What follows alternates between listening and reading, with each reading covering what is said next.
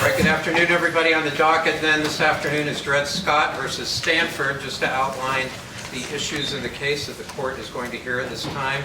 Dred Scott is a slave from Missouri, having been taken by his own owner, an Army doctor, to the free state of Illinois in 1834. After 2 years, he was taken into the Wisconsin Territory in 1837, where slavery was forbidden under the Missouri Compromise.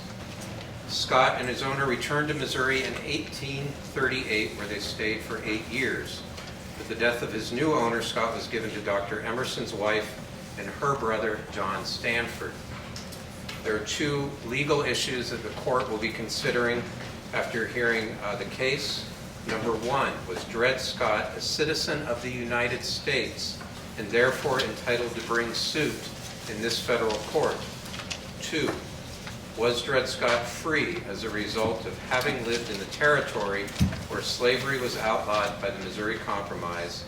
Did living in a free state, in a free territory, make him free? We'd like to hear the opening statement from Dred Scott. For Dred Scott. Today you are faced with a case that has only come before you because of prejudice. Prejudice that runs so deeply into society, people's minds are clouded from the facts. Prejudice that is inflicted upon certain members of our society because of the color of his or her skin. This prejudice has forced one African American man to have his life flipped upside down, to have the threat of his wife and child being taken away from him, looming constantly over his head, and to appear in court today before you. This man, Mr. Dred Scott, had his freedom illegitimately, unlawfully, and unconstitutionally taken away from him. Dr. Emerson bought Mr. Scott as a slave for $950 in 1834. He then took Mr. Scott back to his home in Missouri. Later that year, Dr. Emerson was transferred to the free state of Illinois. Dr. Emerson was not required to bring Mr. Scott with him to Illinois. He chose to do so. Mr. Scott resided in Illinois for 2 years before Dr. Emerson was again transferred, this time to the Wisconsin Territory. In 1837, Mr. Scott was taken to the Wisconsin Territory, which under the Missouri Compromise had banned slavery. According to the Missouri Compromise and Illinois law, the fact that Mr. Scott resided in 2 free territories, each for over a year, would mean that he is free. In 1838, however, Mr. Scott was forced to return to the slave state of Missouri after being threatened by Dr. Emerson that if he didn't return, his wife and child would be sold. Several years after Dr. Emerson, Mrs. Emerson, and Mr. Scott returned to Missouri, Dr. Emerson died. Mr. Scott was left in a trust to Mrs. Emerson and her brother, Mr. John Sanford. Mrs. Emerson then remarried to Mr. Calvin Chafee, and the two of them moved to New York, a free state, without Mr. Scott. We will prove to you today that Mr. Scott is a free man. We will complete this with testimonies from our 4 witnesses, Mr. Dred Scott, Mr. Calvin Chafee, Mr. John Logan, and Mr. Daniel Webster. Mr. John Logan will testify first. He will confirm that our client, Mr. Scott, resided in Illinois and the Wisconsin Territory, each for over a year. With his expertise in the medical field, he will also define the qualities of a person for us, and will share his opinion that he believes Mr. Scott is a person. Mr. Dred Scott will testify second. He will tell you that he was brought to 2 free territories for over a year, and that he had a family in the free Wisconsin Territory. He will share with you that even though he didn't want to return to Missouri, he was forced to by Dr. Emerson. By returning with the Emersons to Missouri, Mr. Scott did not give up his freedom. He proved that he valued his family over that freedom. Thirdly, Mr. Calvin Chafee will testify. He will inform you about who the current owners of Mr. Scott are, what Mr. Scott's current situation is, and how his wife and her brother came to own Mr. Scott. Finally, Mr. Daniel Webster, a constitutional expert and senator, will testify. He will confirm to you that Mr. Scott became a free man after he crossed and resided above the 36th degree parallel. he will tell you that the Supremacy Clause states that federal law and the Constitution are the supreme laws of the land, and that they both override state laws when they conflict. He will explain to you the legal argument for why Mr. Scott is a free man. He will prove to you today that when the Emersons took and had Mr. Scott live above the 36-degree parallel, he became a free man and citizen, and therefore acquired all of the rights given to every American citizen. With these rights come the most basic human rights: the right to life, liberty, and property. Mr. Scott's liberty was taken away from him without due process, and as he became a citizen after residing in free territories, this was illegal. The Declaration of Independence states that all men are created equal, not just white men, all men. This is a case in which one man's equality has been reduced because of the color of his skin. We ask that you look at this case through Mr. Scott's perspective. He became a free man and was then forced to return to a life of slavery. By the end of this case, it will be very clear that Mr. Scott is just like all of us here. He is a person, he has a family, and he cares about that family. Please, allow Mr. Scott to return to his wife and young child. Allow Mr. Scott to go back to the free life that he deserves. Thank you. Against Dred The laws of Scott. our country are based on the Constitution. If we pick and choose which laws we are going to follow and which ones we are going to disregard, our country would descend into chaos. No man is above the law, and no man is below it. Our job today is to take out the emotions from this case and apply the laws of Missouri and the Constitution. The evidence will show that the Fifth Amendment, the 10th Amendment, and the Full Faith and Credit Clause all support that Dred Scott should not leave this courthouse a free man. Our job today is to abide and apply the laws, not to defy or reinvent them. We would like to start by recognizing the fact that this case is about the slave Dred Scott and how the laws apply to him, not about the institution of slavery in our country. Dred Scott belonged to the Army doctor Mr. Emerson. During the time he was owned by Mr. Emerson, he was ordered to move to U.S. military posts in Wisconsin and Illinois. He brought Dred Scott along with his other property. After a few years of living in both Wisconsin and Illinois, Dred Scott came willingly back to the slave state of Missouri. Mr. Emerson died a few years after returning from Missouri. The ownership of Dred Scott was transferred through his will to his wife, Mrs. Emerson, and her brother, John Sanford. For convenience, Dred Scott was leased out to many owners in Missouri, including one of our witnesses today, Reverend Phineas Loker. Dred Scott has lived in Missouri for 18 years since returning from Wisconsin and Illinois. Therefore, due to the Full Faith and Credit Clause of our Constitution, this court must recognize and respect the laws of Missouri. The laws of Missouri clearly state that slaves are property, and our Constitution states that only citizens may sue in court. Therefore, Dred Scott cannot sue in this courtroom. Judge Johnson, the Chief Justice of the Supreme Court of Missouri, and a man with expansive knowledge of Missouri law, will attest to those facts. Not only does the Full Faith and Credit Clause agree with the fact that Scott cannot sue, so do the 5th and 10th Amendments. The 5th Amendment says you cannot take away property without due process of law, which is exactly what Dred Scott's attorneys will ask you to do today. The 10th Amendment says powers not reserved by the federal government are left to each state. Since the Constitution does not address the legality of slavery, it is up to each state individually to decide whether it is to be permitted or banned. John C. Calhoun will attest to those facts. This court is obligated to apply the laws of the United States as written. Missouri law says slaves are property, and the Constitution says only citizens may sue. By putting these together, we can easily establish that Dred Scott is the property of Mrs. Emerson and John Sanford and cannot sue in court today. Obedience to the law is demanded as a right, not asked as a favor. We ask you to adjudicate this case based on the Constitution and the laws of Missouri, not your emotions. Meanwhile, all the witnesses were brought to the witness stand, and there was hard debating between both sides. including these witnesses.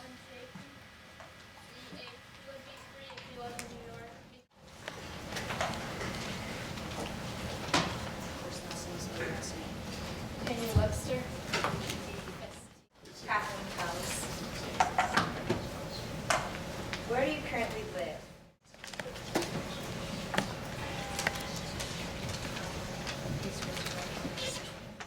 About the truth in this case under penalty of perjury, so help me God. Yes, it is. Please sit down. State. John C. Calhoun, C.A. For Dred Scott.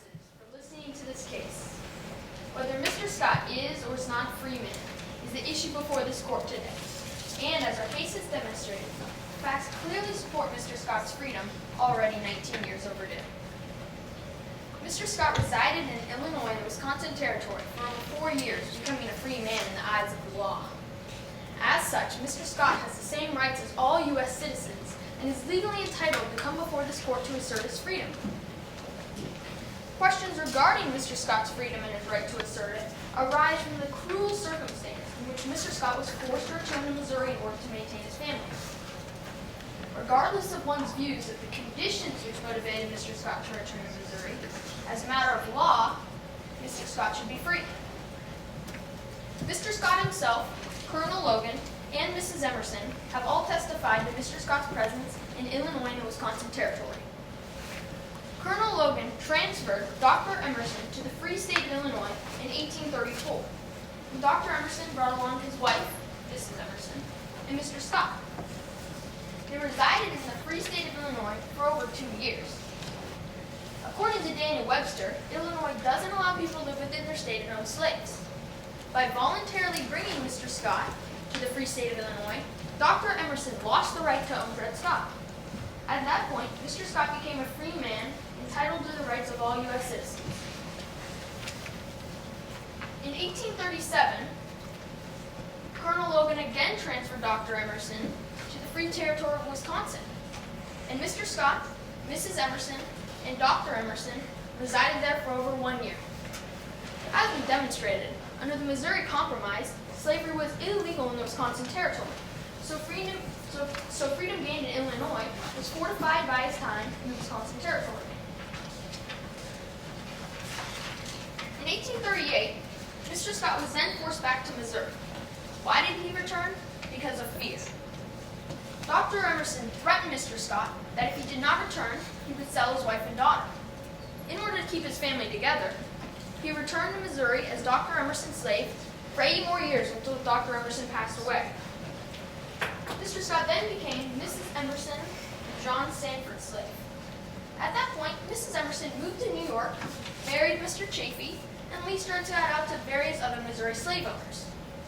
Obviously, Mrs. Emerson didn't want to bring Mr. Scott to New York because New York is a free state and Mr. Scott would therefore become a free man.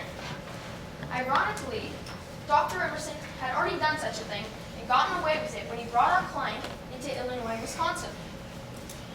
But evidently, the Emersons were unwilling to take the same chance again.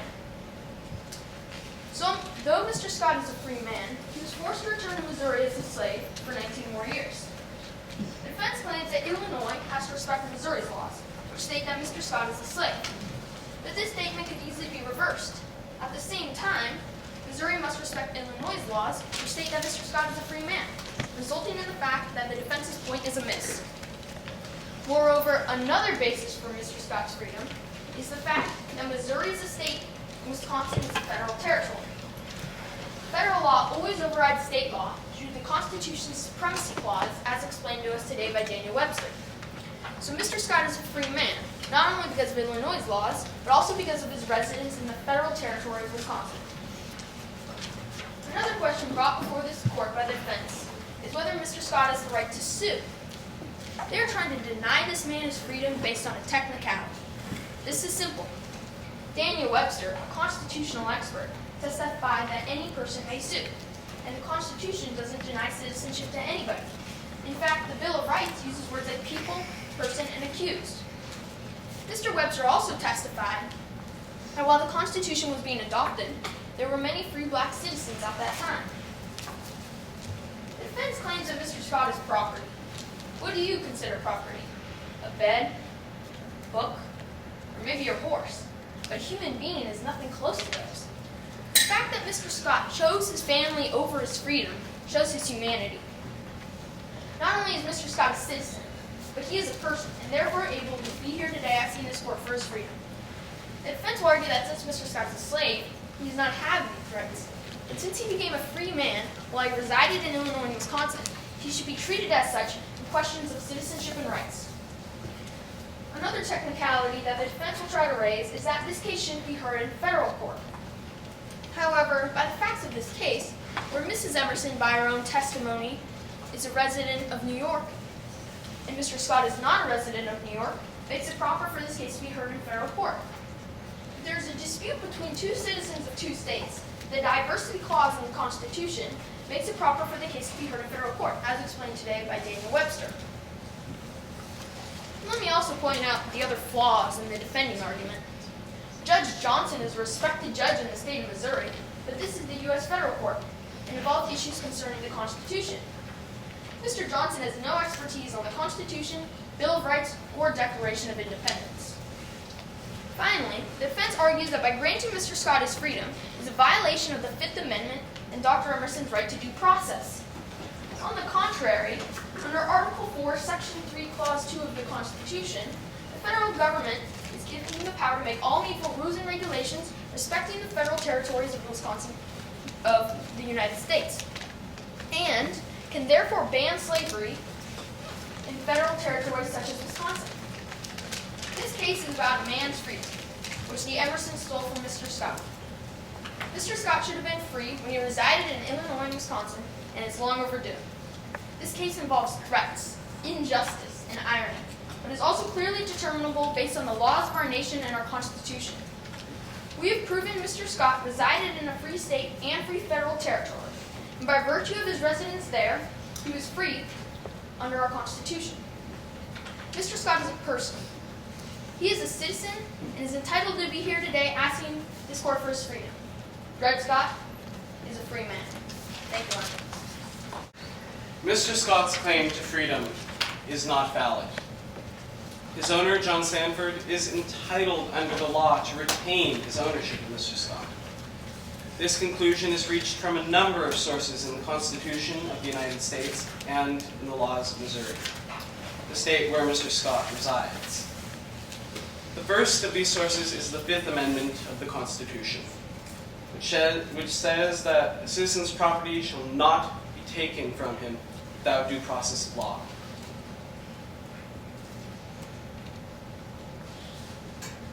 To take him from his owner is violating Mr. Sanford's rights.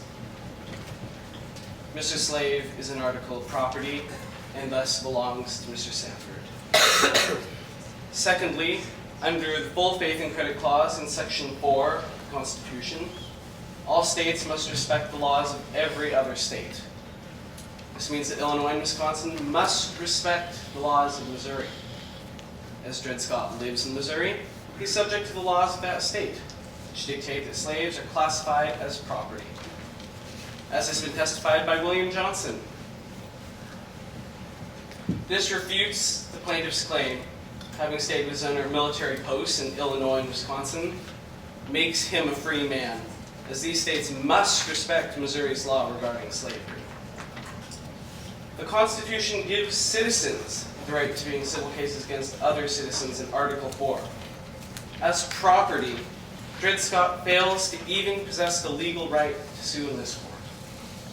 However, even if he did possess this right, the case against him would remain unchanged.